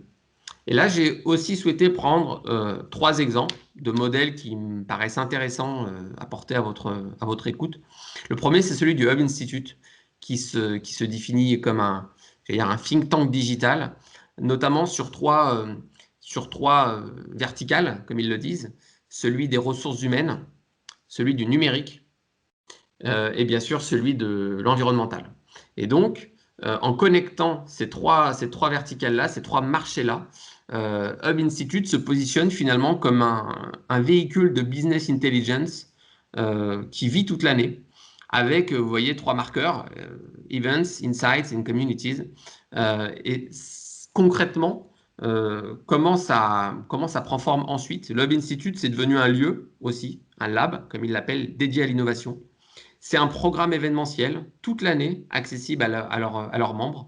C'est des newsletters dédiés par rapport à vos propres enjeux, vous, business, d'innovation, d'acquisition de compétences. C'est la production très fréquente d'études que vous recevez là aussi sur des sujets qui vous concernent directement. Et bien sûr, ce sont les événements, soit les dîners d'affaires, soit leur Hub Day, qui est leur Hub Forum, qui est leur gros événement aussi, soit des plus petits événements, etc. Et en fait, tout ça, quand vous êtes membre de la communauté du Hub Institute, c'est tout ça que vous achetez d'une certaine manière en même temps. Et leur modèle économique est basé là-dessus. Vous n'achetez pas votre présence sur tel événement, vous n'achetez pas votre report individuel, même si vous pouvez faire un peu vous pouvez avoir une démarche très segmentée, mais être membre, c'est avoir tout ça à la fois, avec différentes formules. C'est pouvoir participer au forum, c'est pouvoir avoir accès à 10 webinaires par an, c'est pouvoir avoir accès à 2 newsletters thématisés, etc. Et donc cette intelligence-là, elle n'est pas conçue de manière catégorisée. On a nos événements, on a nos rapports, on a ceci. Tout ça est conçu comme un package global qui vise à accompagner la montée en compétences permanente des entreprises et des professionnels. Un autre enjeu majeur qui dit formation professionnelle dit aussi certification de compétences. Et là, les événements, encore une fois, et au-delà, j'allais dire, les prestataires événementiels ont un rôle à jouer immense. J'ai souhaité prendre 2 exemples. Premier exemple, finalement, c'est par la forme événementielle en tant que telle, donc Microsoft Ignite. J'aurais pu aussi prendre le dernier événement organisé par Amazon, qui est l'Amazon Reinvent, avec la logique de dire notre événement est bien sûr un moment de présentation des tendances, du numérique, des enjeux de demain, des enjeux de modèle économique. C'est bien sûr un moment de discussion, quand c'est possible, un moment de talk, mais c'est aussi un moment de formation sur nos outils, évidemment, mais au-delà, de formation aux compétences, j'allais dire, de Microsoft, d'une certaine manière. Et on voit de plus en plus, l'idée de Microsoft ou d'Amazon, et en général, quand les GAFA développent certains services, c'est toujours intéressant de regarder ce qu'ils font parce qu'en règle générale, ça veut dire que ces services, quelques années plus tard, ont complètement cannibalisé le marché. Parenthèse refermée. Et donc, on voit bien qu'ils se positionnent là sur ce marché de la compétence professionnelle, mais au-delà, qu'ils utilisent la forme événementielle pour faire acquérir ces compétences. Tout événement, par le contenu qu'il a à proposer, par des dispositifs d'expérimentation qu'il peut proposer, peut avoir l'ambition de se positionner sur cette acquisition de compétences, comme le sont finalement historiquement les congrès, qui ont toujours été vus comme ça, mais que ce soit une foire, que ce soit un salon, que ce soit un événement d'entreprise, une conférence ou autre, tous peuvent avoir cette ambition-là. Le deuxième exemple que je vais prendre, c'est celui d'un prestataire digital qui s'appelle Bzit, qui est une start-up là aussi qui doit avoir 4-5 ans, qui est une start-up spécialisée, qui vient d'ailleurs et qui a pivoté dans le monde de l'événementiel, spécialisée dans l'intelligence artificielle et notamment le marketing prédictif pour pouvoir, mesurer la performance physique et digitale, ce qu'eux appellent l'empreinte numérique d'un événement. Qu'est-ce qu'on va dire d'un événement? sur les réseaux sociaux, dans les médias, au sein de la communauté elle-même. Donc, il y a une logique d'observation et il y a aussi une logique de prédiction pour dire, voilà, si on veut avoir telle performance événementielle, il faudrait mettre en place telle bonne pratique parce que le marché va réagir comme ça, comme ça, comme ça. Votre communauté, on est en train de comprendre qu'elle parle de tel sujet. Donc peut-être que ça serait bien de les mettre en avant dans votre édition de N+1. Donc ça, c'est j'allais dire, le core business de Bzit. Et ils ont développé il y a quelques semaines la Bzit Academy en se disant qu'ils avaient un grand nombre de data, un grand nombre de business case d'une certaine manière, de cas d'études, d'observation, et que fort de tout ça, ils avaient un rôle à jouer dans la montée en compétences digitales et de marketing prédictif des entreprises qu'ils souhaitaient. Et donc, ils ont mis en place des processus de certification. Ils sont en train là aussi d'essayer d'acquérir en tout cas cette légitimité avec les organes officiels pour certifier la formation BZIT. En tout cas, aujourd'hui, cette certification-là se fait par la qualité qu'on peut reconnaître à cette entreprise-là. Il y a différents parcours, la Creative Academy, la Graduate Academy, selon le niveau d'investissement que vous voulez avoir, jusqu'où vous voulez aller en profondeur sur certains sujets, etc. Mais là, c'est le cas, je trouve très intéressant, d'un prestataire qui se destine à dépasser ses frontières de service habituel et de se dire, je peux aller moi aussi sur ce sujet de la certification de compétences, qui est un sujet majeur. Et finalement, que l'on soit un prestataire de service, un lieu événementiel, un organisateur, vous avez tous des savoirs, des compétences que vous pouvez avoir, donc vous pouvez avoir l'ambition de diffuser auprès de vos écosystèmes. Et enfin, le dernier enjeu de ces intelligences-là connectées, c'est au-delà de l'événement certificateur de compétences, c'est l'événement finalement créateur de compétences, à la fois pour soi, à la fois pour l'entreprise, mais peut-être au-delà, à la fois pour une filière ou finalement pour le bien commun, comme disait tout à l'heure Vincent. Et là, j'ai souhaité prendre la forme du hackathon qui s'est déroulé sur le salon du nautique, qui se tient notamment à Paris chaque année en décembre, historiquement. Et là, en fait, derrière, évidemment, ce salon, il y a la Fédération du nautisme, qui avait l'ambition de réfléchir à la forme de la base nautique demain.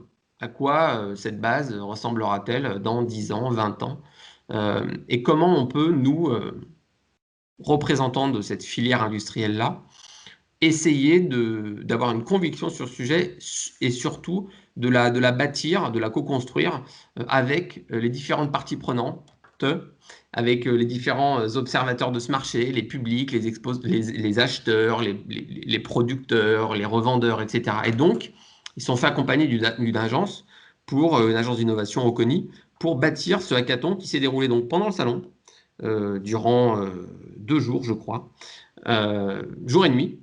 Donc, le salon a dédié un espace. C'est assez rare en général pour les événements commerciaux de dédier des espaces entre guillemets non commerciaux et de les sortir du pipe de vente. Et donc, ils ont dédié cet espace-là. Ils leur ont consacré 300 mètres carrés pour permettre à un panel, j'allais dire, représentatif de professionnels, grand public, observateurs, de designer sur 2 jours la base de nautisme de demain. Et donc, ces professionnels-là ont travaillé, ils sont allés interviewer des visiteurs, des exposants du salon, ils ont dormi sur le salon quand celui-ci était fermé à tout le monde, et en clôture de l'événement, ils ont eu le privilège de présenter, alors il y avait 5 ou 6 projets, privilège de présenter ces projets à la ministre du Transport, qui a, et évidemment, et un comité scientifique qui jugeait les projets et qui a plébiscité, en tout cas qui a en effet plébiscité l'un des projets. Et ce projet-là va bien sûr servir de base derrière à la fédération pour continuer son travail. Donc ce qui est intéressant là, c'est d'avoir utilisé la forme événementielle et les visiteurs, non pas simplement comme, j'allais dire, passifs dans leur expérience, mais acteurs de la production d'intelligence.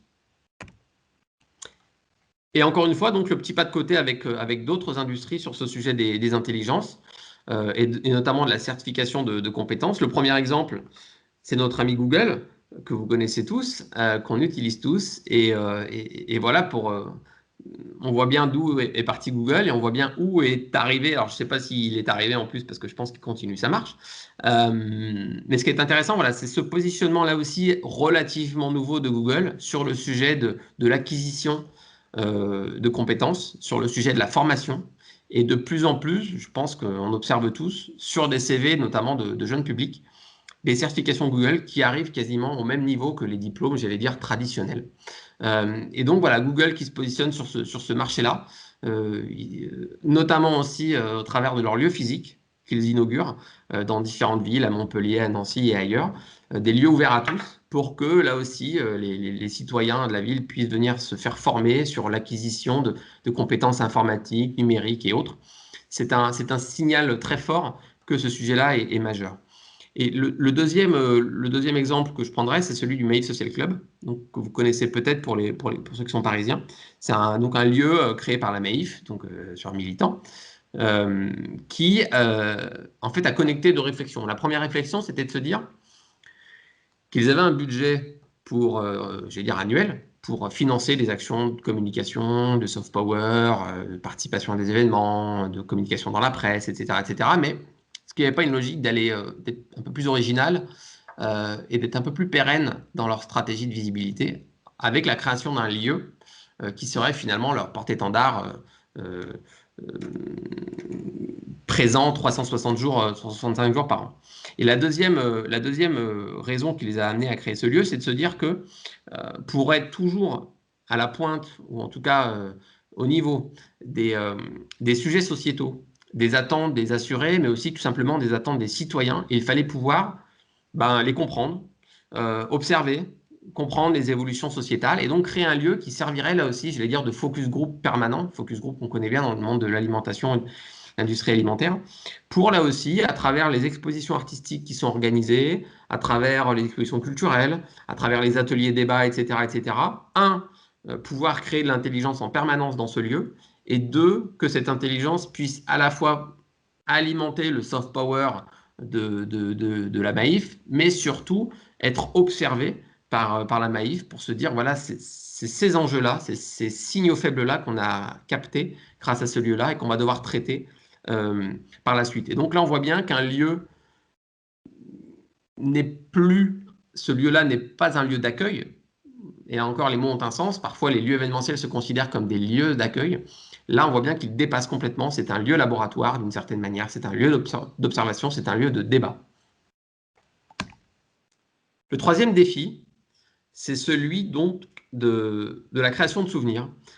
Création de souvenirs dont on voit, j'allais dire aussi bien dans la littérature scientifique et philosophique, que c'est ces souvenirs-là qui vont, les souvenirs qu'on va chacun, j'allais dire, générer pour soi, qui vont nous constituer en tant qu'individu et en tant que membre d'un corps social.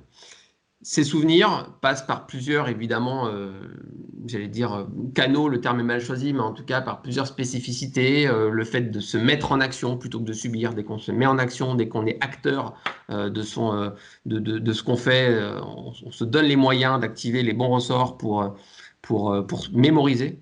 Cette fameuse bataille de l'attention que les entreprises ont en tête. Derrière, il y a l'enjeu de la mémoire et donc du souvenir. Et donc, comme le disait Vincent tout à l'heure, derrière le mot souvenir, il y a le mot de l'expérience, bien sûr, parce qu'une expérience qui laisse une trace devient un souvenir. Et ce mot-là, que j'aurais pu choisir, être un intermédiaire d'expérience, reprend tout son sens en le connectant à la logique souvenir. Je dis reprend tout son sens parce que le mot expérience a, de mon point de vue, été plutôt galvaudé ces dernières années. On en a beaucoup parlé il y a 3-4 ans, l'expérience. Et aujourd'hui, on a l'impression que quand on achète sa machine à laver sur le site de Darty, on a vécu une expérience selon ceux qui nous proposent ce service-là. Et donc, voilà, un peu plus d'ambition pour le mot expérience. Et voilà, ne pas le mettre d'une certaine manière à toutes les sauces. Mais derrière le mot souvenir, il y a en effet ce concept-là. Et donc, derrière cet enjeu-là du souvenir, de la constitution de soi-même, en fait, il y a plusieurs, là aussi, selon nous, manières d'y parvenir. Première manière, c'est par le sensible, par le sensoriel, par le toucher, par l'expérience, là encore une fois, qu'on va être amené à vivre. Et donc, j'ai voulu prendre, pour incarner ce développé-là, l'exemple de The Village, qui est une conférence, voilà, je disais qu'on ne sait plus trop comment appeler les choses, qui est une sorte de rendez-vous, on va dire ça comme ça, qui se tient chaque année en août à Saint-Bertrand-de-Comminges, à 1 heure au sud de Toulouse, qui est un très bon exemple. La première raison qui fait que c'est un très bon exemple, c'est que c'est un événement qui est centré sur professionnel, qui est centré sur la fracture territoriale. Et donc, finalement, ils se sont dit que pour vivre la fracture territoriale et pour en parler, rien de mieux que d'aller sur le terrain, là où la fracture territoriale s'incarne, plutôt que d'en discuter finalement à Paris ou dans un grand centre de congrès ou autre. Et donc, c'est grosso modo 250-300 professionnels qui se réunissent là sur 2 jours. Et ce qui est très intéressant dans cette expérience-là, notamment par le sensible, c'est que tout le village, qui est difficilement accessible, on arrive à Toulouse, on prend un bus, etc., est mis en scène en fait. Donc là, vous voyez, j'ai pris quelques exemples avec une sorte de chapiteau très léger qui est installé dans l'arrière-cour d'un habitant du village. Je vous ai montré là aussi un autre exemple d'un atelier, là aussi de découverte de soi, de mise en confiance par autrui, etc. Et j'allais dire le marqueur fort de cette expérience sensible, c'est le fait que on vit avec les habitants pendant 2 jours. Dans le sens où, dans ce brainstorming que je vous montre sur la photo de droite, vous êtes avec des habitants à côté. Eux, évidemment, ils n'ont pas payé leur place sur l'événement. Et ils vont participer avec vous aux réunions, aux débats, aux échanges. Ils vont parfois vous ramener sur Terre et nous faire sortir un peu de notre... Ils vont créer une marge, comme le disait Vincent tout à l'heure, en nous faisant sortir de notre zone de confort, de notre jargon habituel, de nos préconçus intellectuels d'une certaine manière. Et donc, ils vont être avec nous dans les espaces de débat, dans les espaces de conférence, dans les espaces également de plaisir, avec le dîner, le déjeuner, etc. Et puis, vous dormez aussi chez l'habitant, qui vous prépare le petit déjeuner, etc., etc. Et donc, finalement, d'une certaine manière, moi qui ai eu la chance d'y participer, et sans tomber dans le café du commerce, il y avait des intervenants topissimes, Thierry Marx, ministre de l'aménagement territorial, etc. Mais ce qu'on a retenu, je pense, pour beaucoup, c'est cette rencontre avec les habitants qui étaient porteurs de cette authenticité-là. Vous posiez la question tout à l'heure, je crois que c'est Anne-Sophie. Elle s'incarnait comme ça. Le souvenir peut aussi passer par la sensation, ou au-delà de la sensation, la réalité du privilège que vous aurez eu. Et parce que vous aurez eu une expérience, je vais dire, singulière, unique, d'une certaine manière, que d'autres ne pourront pas vivre. Et j'ai souhaité prendre là aussi j'allais dire, là, on a le label vu à la télé, là, c'est le label créé pendant le Covid. Créé pendant le Covid, donc c'est la digitalisation d'une certaine manière de l'expérience publique durant les 24 heures du Mans. 24 heures du Mans, une course que tout le monde connaît, qui s'est quand même tenue, mais évidemment sans personne dans les gradins cette année puisque ce n'était pas possible. La difficulté pour l'organisateur qui voulait quand même faire vivre ce moment-là à ses publics habituels, très engagés, autrement que par la simple diffusion de la course. La course continuait d'être diffusée, mais l'organisateur trouvait assez trivial finalement de ne réaliser que la course, entre guillemets. Ils voulaient aller beaucoup plus loin dans l'expérience à vivre. Et donc, ils ont décidé de créer cette plateforme, notamment avec l'agence Win-Win. Et quoi de mieux finalement que d'avoir un événement behind the scene, comme on dirait, voilà, en coulisses.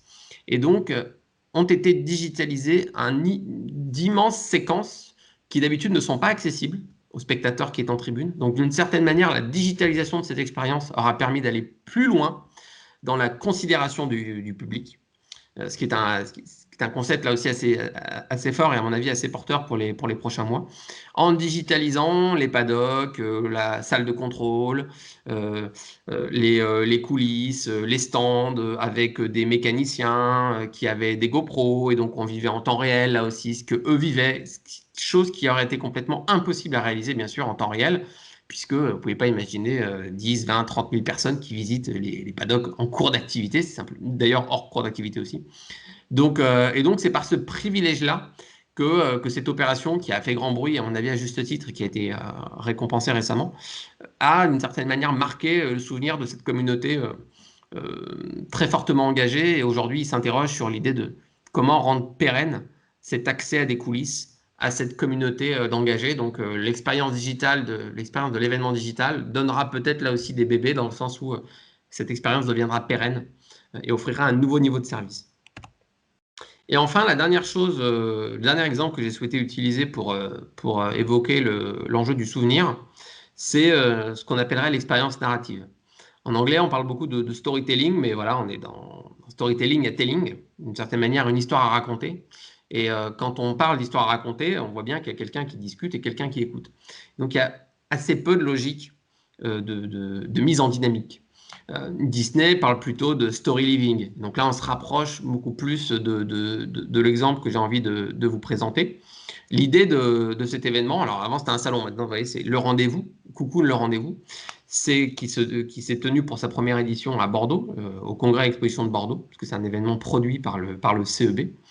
L'idée était de se dire qu'ils avaient des événements, ils avaient un bouquet de 5 salons qui s'appelait le bouquet Vivons, voilà, les 5 salons Vivons, composés du salon du caravaning, du salon XYZ. Et ils se sont rendus compte à travers des enquêtes qualitatives, en écoutant leur public, que il y avait un fort décrochage en taux de satisfaction, notamment en raison du fait que grande foire d'une certaine manière, grande messe avec beaucoup de monde, des gens qui viennent y chercher des choses très différentes, des grands espaces, très impersonnels, etc. Et donc la volonté des publics de revenir à du plus petit. On a parlé de gigantisme, peut-être qu'on va tomber dans l'ère du petitisme, et ça ne sera pas inintéressant à observer.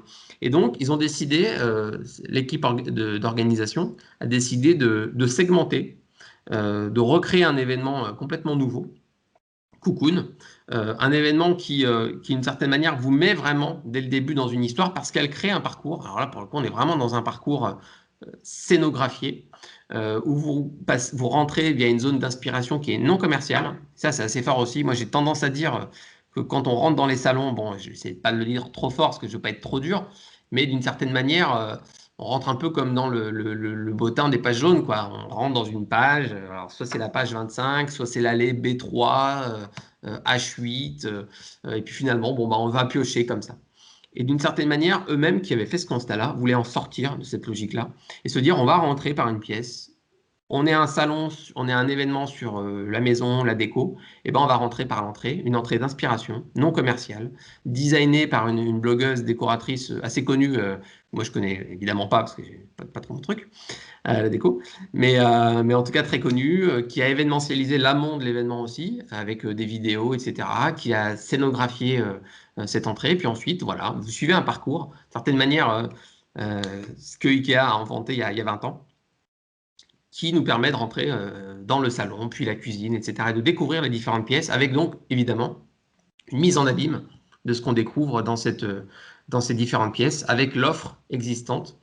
Et en parallèle de cette offre commerciale, très régulièrement, vous aviez des espaces de contenu, de rencontres, des espaces non commerciaux là aussi. Et donc, ça vous donnait finalement, vous rentriez dans l'histoire, vous étiez acteur de tout ça, vous ne déambuliez plus dans quelque chose d'impersonnel, mais vous y aviez un vrai rôle dedans. Vous étiez évidemment invité, avant de venir, à réfléchir, si vous en aviez, à des projets de décoration, à des projets de travaux, etc., et de pouvoir rencontrer sur place des architectes, des conseils en décoration, sur la base du projet que vous aviez pour votre propre maison. Donc, ce qu'on pourrait appeler d'une certaine manière l'expérience narrative qui vous met dans une narration. Et donc, pour ne pas être trop long sur les exemples à prendre, bon, Pokémon Go, on connaît tous, j'allais dire, là c'est une des premières expériences hybrides, digitales en quelque sorte dans l'espace public, avec le rôle que vous avez à jouer dans ce jeu vidéo-là. Mais plus intéressant encore, je prendrai l'exemple d'un épisode qui a fait grand bruit dans l'industrie du cinéma, des séries, etc. C'est Bandersnatch, l'épisode de Black Mirror, donc la série dystopique, qui est passé sous le pavillon de Netflix il y a 3-4 ans, je crois, avec le premier film interactif. Et ce que je vous ai projeté, en fait, c'est un nombre de scénarios possibles selon les choix que vous allez faire durant le visionnage de l'épisode. Et à certains moments, donc dès le début, vous visionnez l'épisode et puis il se passe une scène. Et là, on vous demande d'interagir et de faire le choix que vous souhaitez faire, et choix qui va vous amener soit sur le parcours, j'allais dire, de contenu et de l'épisode 1, soit sur un autre parcours. Et je crois que vous êtes vous pouvez avoir à peu près de tête 16 ou 17 fins différentes selon les choix que vous aurez faits pendant cet épisode-là. Et donc là, on voit bien finalement que d'une certaine manière, il n'y a rien de plus passif qu'assister à un film. Et ben eux, ils ont réussi à rendre actif cette expérience-là, cette expérience qu'on vit chez soi sur son canapé. Ils ont réussi à vous rendre acteur et décideur en fait. Et donc là, vous êtes complètement acteur de cette narration-là. Et je trouve que c'est un très bon exemple. Et on pourrait très bien imaginer demain des événements qui pourraient évoluer en temps réel, que ce soit sur leur forme digitale ou leur forme physique, au regard du choix que feraient les uns et les autres, en amont ou pendant. Je trouve que c'est un exemple très intéressant à observer en termes d'interactivité et de construction en temps réel, finalement, de cette expérience événementielle. Et enfin, le dernier défi, et non des moindres, celui qui surplombe peut-être tous les autres, c'est celui, bien sûr, on peut l'appeler comme on veut, mais j'ai volontairement pris un marqueur fort en l'appelant l'effondrement systémique. Et donc, le dernier défi pour les opérateurs événementiels, c'est d'être des acteurs, des intermédiaires de cette transformation durable. Voilà, j'ai mis 2 exemples de chiffres dans les études d'opinion qui montrent à quel point ce sujet-là est en train de balayer finalement tous les autres, y compris dans les inquiétudes des citoyens, et c'est bien normal. Et donc, les événements ont là aussi un rôle à jouer, à notre avis, majeur pour être des acteurs de ce nouveau bien commun. Par quoi peut passer cet enjeu de la transformation pour eux-mêmes? Je vais passer assez rapidement sur ce point-là qui est un peu plus trivial, c'est le fait de maîtriser sa production, bien sûr. Je vous ai parlé tout à l'heure de We Love Green. Ici, c'est l'événement organisé, ex-université du MEDEF, organisé par MEDEF et Hopscotch, qui s'appelle maintenant Renaissance, qui se tient chaque année à l'hippodrome de Longchamp. Et voilà, cette année, ils ont clarifié finalement l'ensemble des dispositifs qu'ils ont mis en place pour mieux produire cet événement, pour ne rien y acheter, mais plutôt dans une logique de location, de réexploitation, etc. Donc ça, c'est un enjeu majeur. Tout à l'heure, Vincent parlait de l'engagement pour la croissance verte, de nos travaux sur la gestion des déchets. D'une certaine manière, ça incarne le pivot à faire sur ce sujet-là. Mais au-delà de maîtriser sa production, j'allais dire événementielle, il y a le fait que les événements peuvent être des acteurs du changement des pratiques. Par, encore une fois, le contenu qu'ils peuvent diffuser, mais aussi par leur raison d'être. Et là, j'ai pris l'exemple j'en parlais tout à l'heure, de la mer XXL. Alors là, on parle plutôt d'une exposition extraordinaire qui est un grand événement qui s'est tenu sur 2 semaines en juillet 2019 à Nantes, au Parc Exposition de Nantes, à Expo Nantes, et qui en fait était un grand rassemblement qui mêlait espace public, espace professionnel. Il y a des grandes entreprises qui ont tenu leurs assemblées générales sur cet événement. Il y a des congrès scientifiques qui sont tenus pendant l'événement. Il y a des zones d'exposition qui sont évidemment montées avec des espaces de contenu. Ce qui est très intéressant au-delà de tout ça, c'est la volonté mise au cœur de la création de cet événement, c'est de se dire qu'il y a un enjeu majeur de préservation du monde marin et d'en parler sous sa facette économique, sous sa facette de la biodiversité, sous sa facette de son potentiel de mobilité, etc., son potentiel énergétique. Et donc, c'est tous ces sujets-là qu'ils ont voulu mettre sur la table, d'une certaine manière, et avec la vocation et l'envie plutôt l'ambition de faire changer les pratiques, de donner là aussi des clés de compréhension du monde aux visiteurs pour qu'ils repartent de l'événement. Alors, transformer, peut-être que le mot est très fort, mais en tout cas, en ayant acquis de nouvelles compétences et de nouvelles visions sur ce sujet-là. Donc, l'événement comme grand acteur du changement des pratiques. Par quoi on peut penser, encore une fois, cet enjeu de transformation durable? Par le partage. Et là, c'est vraiment finalement le sujet au cœur de la forme événementielle et au-delà. Mais ce partage de pratiques vertueuses, j'ai souhaité l'incarner non pas au travers d'un événement, mais plutôt d'un lieu. Alors, je ne dirais pas lieu événementiel parce que c'est beaucoup de choses. La Cité Fertile, pour ceux qui connaissent, c'est au nord de Paris, à Pantin. Et l'idée de ce lieu, qui est un tiers-lieu, on dirait ça comme ça, c'est évidemment d'être un lieu finalement de l'économie sociale et solidaire, un lieu où va s'inventer des nouvelles formes de culture, des nouvelles formes de démocratie aussi, des nouvelles formes d'acquisition de savoir, etc.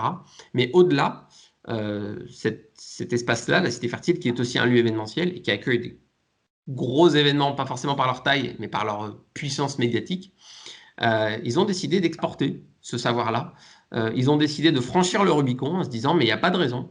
On a acquis des compétences en modèle économique de ce genre d'espace, en la manière de les faire vivre, en manière de créer des partenariats avec les associations locales, avec les médias, avec les acteurs économiques du territoire, etc. Donc, toutes ces compétences-là, toute cette vision-là, on a envie de la partager. Et on va en faire évidemment une brique de notre modèle économique, mais on va la partager parce qu'on croit beaucoup à la revitalisation de l'espace urbain par ce genre de programme. Et c'est ça qu'on veut porter. Et donc, d'une certaine manière, les opérateurs événementiels, qu'ils soient événements ou lieux, peuvent aussi avoir la vocation de partager, de se mettre en synergie pour créer un modèle plus vertueux que par le passé. Et enfin, le dernier exemple de ce dernier défi, c'est le fait de se dépasser, ce qu'on disait tout à l'heure, et de servir le bien commun. Et là, deux exemples. L'exemple de Who's Next, voilà, le gros organisateur d'événements qui est animateur de cette communauté de la mode, etc., qui s'est associé à l'initiative Paris Good Fashion, et notamment cette initiative de lancer une plateforme citoyenne, avec là aussi make.org, pour réfléchir à la manière de créer une mode plus vertueuse et plus responsable demain. Et j'allais dire une mode plus vertueuse et plus responsable de par son processus de production, de par son processus de distribution, de par son processus de vente aussi, de circularité. Et donc, ils ont dépassé leur simple forme événementielle pour se dire, il faut qu'on ait une conviction, il faut qu'on ait là aussi un parti pris sur comment la mode, qui est je crois la deuxième industrie la plus polluante au monde, doit se transformer sinon mourir. Et le dernier exemple, c'est celui du Palais des Congrès de Montréal, qui a sur son toit décidé d'inaugurer un laboratoire d'agriculture urbaine. Et donc, vous voyez que ce programme-là, d'expérimentation, ce laboratoire, il n'a pas de rapport direct avec la filière événementielle. Ce programme-là, il est fait pour servir l'urbanité de Montréal, le bien commun montréalais, avec la logique, le discours très affirmé de se dire que c'est à la fois pour lutter contre les îlots de chaleur, c'est aussi pour porter le message auprès de l'industrie et des promoteurs immobiliers que c'est un enjeu majeur, la végétalisation des toits de tous les espaces. Nous, notre centre de congrès, mais des espaces de bureaux, de commerce, de logement, etc. Et au-delà, de montrer que via un partenariat avec le traiteur qui s'occupe là aussi de gérer ces espaces-là, que ce que vous consommez, là aussi une partie de ce que vous consommez pendant un événement vient du toit, et d'une certaine manière, on est dans l'unicité, cité radieuse de montréalaise, en tout cas en termes de service. Voilà pour les 4 défis. Je vais passer rapidement sur ce pas de côté avec d'autres industries, mais je vous laisserai aller voir aussi bien Patagonia et cette marque sportive qui a énormément d'actions tournées vis-à-vis de la société civile, du respect de la biodiversité, qui partage une partie de son chiffre d'affaires avec des associations qui s'inscrivent dans cette dynamique-là. Et puis Ikea qui ouvre son premier magasin, je crois que c'est à Stockholm, de meubles d'occasion. Donc voilà, c'est quand même un sacré coup de tonnerre dans cette industrie-là aussi de l'ameublement, que de voir Ikea pivoter, parce que derrière c'est un pivot de son modèle économique, mais aussi sans doute un pivot de sa propre offre de services, puisque ça va inévitablement leur imposer de monter en gamme sur une partie de leurs produits. Et donc voilà d'autres modèles qui eux aussi abordent leur transformation. Et je terminerai par la dernière diapo, notre ami Pacman, l'idée étant de se dire que si dans ces défis-là qu'on a souhaité poser, il n'y a pas les réponses événementielles qui sont adaptées, selon nous, il y a un enjeu très fort, soit d'être désintermédié dans la forme traditionnelle, comme le disait Vincent tout à l'heure, soit de n'être plus tout simplement accepté, toléré par un certain nombre d'acteurs. Et il y a 5 risques épée de Damoclès qui plane au-dessus de la tête de notre secteur. Le premier, c'est d'une certaine manière le risque politique. C'est le premier exemple de Rennes qui refuse le départ du Tour de France en 2021. Les raisons qu'il invoque sont évidemment la forte création de déchets du Tour de France, peut-être une image du Tour qui ne leur plaît plus beaucoup non plus, et d'une certaine manière aussi un doute sur les réelles retombées économiques que produit cet événement, alors que les études montrent que c'est derrière les JO, l'événement sans doute le plus générateur de retombées pour un écosystème territorial. Mais en tout cas, il y a un risque politique très bien incarné par cet exemple-là. Il y a un risque citoyen. Ce risque citoyen, il s'incarne à travers cet exemple du salon de l'auto à Francfort, où en 2019, qui a vu en 2019 défiler devant ses portes, je crois à peu près 20 000 habitants de Francfort, pour dire non. Donc ils ont pris l'autoroute avec leur vélo, ils sont allés devant le parc d'exposition pour dire on n'en veut plus, ni de cette forme-là événementielle, ni du sujet en lui-même, parce que la bagnole, on n'en veut plus. Et donc, au-delà de ce simple exemple, l'idée de montrer que le citoyen, là aussi, et on le voit finalement dans tous les domaines, se réapproprie sa puissance, j'allais dire, diplomatique, sa puissance politique, et peut très vite marginaliser des produits, des services, voire peut-être des événements demain. L'autre risque, c'est le risque de l'évolution des pratiques des marques, tout simplement, qui ne souhaiteraient plus forcément organiser certaines typologies d'événements qu'ils n'estiment plus en accord avec leur nouvelle valeur, d'une certaine manière. L'évolution des pratiques, c'est un autre risque. On voit bien pendant cette période qu'on aura tous expérimenté de nouvelles pratiques forcées par le confinement, forcées par tout un tas de choses. Et cet exemple de Decathlon, c'est l'exemple de Decathlon qui inaugure une sorte de nouveau modèle de vente, ce qu'eux appellent le test and buy, dans le sens où vous allez chez Decathlon, alors ils ont expérimenté ça dans différents Decathlon en France, vous ne payez pas votre produit tout de suite, vous repartez avec, et vous avez 7 jours pour finaliser votre achat, vous laissez une caution, vous sortez avec le produit, et ensuite, au bout de 7 jours, si vous n'en êtes pas satisfait, ce qui donc vous oblige à travailler la qualité de votre produit, sinon il y a un fort taux de retour, vous le ramenez. Derrière tout ça, évidemment, c'est des nouvelles pratiques qui vont se mettre en place dans la société, ce qu'on appelle en marketing l'adaptation hédonique.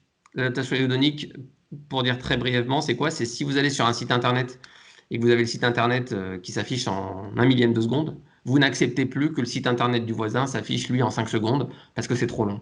Et donc toutes ces pratiques vont évoluer et la filière événementielle doit les comprendre pour s'approprier là aussi ces nouvelles pratiques.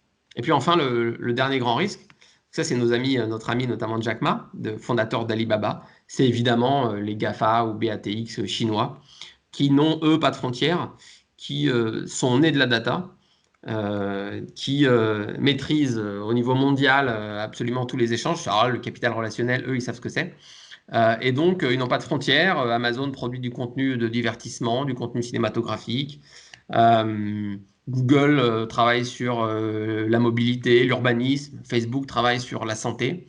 LinkedIn inaugure LinkedIn Events, qui n'est qu'une fonctionnalité aujourd'hui pour enregistrer vos événements via la plateforme, mais qui demain pourront très bien aller sur l'organisation d'événements physiques, puisqu'ils auront la donnée, ils auront la connaissance de tout ce qu'on aime, tout ce qu'on commente, tout ce qu'on lit, tout ce qu'on ne lit pas, tous nos messages privés, tous nos clics ou nos non-clics, et que donc ils pourront à merveille segmenter tout ça, raffiner tout ça et aller sur des niches d'événements professionnels notamment les concernant. Voilà ce que j'avais à vous dire par rapport à cette deuxième partie sur les défis qu'on imagine, qu'on essaye de penser avec Vincent et chez Unimev et à l'Innovatoire, et la manière dont on pouvait vous montrer quelques exemples de ce qui, selon nous, peut être intéressant. Merci Anthony. Alors, est-ce qu'il y a encore des questions de nos participants? Très riche, beaucoup d'exemples. L'idée, c'est de vous donner un maximum en fait d'inspiration pour voir comment, à toutes nos échelles, finalement, les choses peuvent changer, évoluer. Avec cette approche à chaque fois, finalement, assez globale des choses qui permettent finalement de réinventer l'activité elle-même. Si vous n'avez pas de questions, et c'est bien normal parce que je pense que vous avez pris tous ces exemples de plein fouet et puis qu'il est l'heure aussi, tout simplement aussi de vous libérer. Voilà, le grand message qu'on voulait vous passer, c'est qu'il y a beaucoup d'outils qui sont à disposition de tout le monde, de tous, que ce soit l'Innovatoire, que ce soit French Event Booster, qui est l'incubateur que Vincent a présenté tout à l'heure et qui les portes sont ouvertes à tous. Donc, ils sont à Porte de Versailles, n'hésitez pas à aller les voir. Voilà, on croit au partage, à la circulation des idées et au fait que c'est comme ça qu'on va tous progresser ensemble. On n'a pas de certitude, aucune certitude. En tout cas, on a la seule certitude, c'est que les événements sont des espaces de débat et que c'est comme ça qu'il faut les concevoir. Merci pour tous vos messages sympas. N'hésitez pas à aller vous rapprocher aussi de l'Innovatoire. Ouais, c'est un site accessible à tous. On vous enverra pour replay ce webinaire. Je ne sais pas si on peut appeler ça comme ça. Mais s'il n'y a pas d'autres questions, Vincent, je te propose qu'on lève la séance. Merci beaucoup à tous. Et puis beaucoup. ce n'est que le début de tous nos échanges à venir. Voilà. Et ce qu'on pense, c'est que cette crise n'est qu'un accélérateur de sujets. Et voyons 2021 non pas comme un retour. C'est normal de réfléchir à comment on sauvegarde son activité. Mais il faut essayer de voir le coup d'après parce que le monde aura changé, les pratiques auront changé et il faut que tout le monde soit prêt à fournir le bon service au bon moment. Merci. Merci, à bientôt. Merci à vous. Merci beaucoup.